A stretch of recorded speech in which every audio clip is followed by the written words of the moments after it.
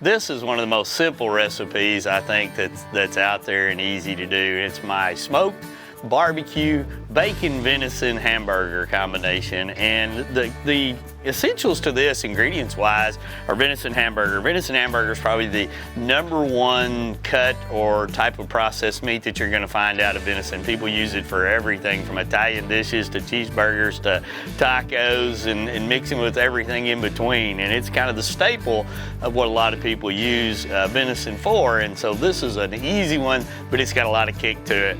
I start off by making a patty, and then basically I'm going to put 2 or 3 pieces of bacon across it. And in this case, I actually cut my bacon smaller. I take 2 pieces and cut it in half, and then I layer it just like that on each of the patties that I'm going to be putting in here. Now, whenever I'm doing anything with venison hamburger, I like to actually marinate it overnight or at least several hours with several different things. I may put like Tony Satchery seasoning on it. I love to, soak my meat in things like this right here and let it really soak some of that up. I think it really enhances the flavor that the smoker is going to kick off to it and put it to it once we put it in.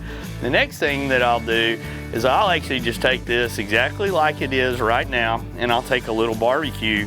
This gives it a little bit of kick, some barbecue sauce, and I just put a little bit of it kind of right up on top. Some people will take a knife or a spoon and kind of, dab it and daub it on there. Me, I just kind of squirt it on there. I don't care if it gets all over the place at the end of the day. I'm kind of a messy cook to begin with. If you even want to add more kick to it, you can take some jalapeno peppers and put on here, but I find that this, with the flavor we're going to mix into it from the smoker, really does about all that you're going to need. Then I'll take this and I'll put it onto my tray here.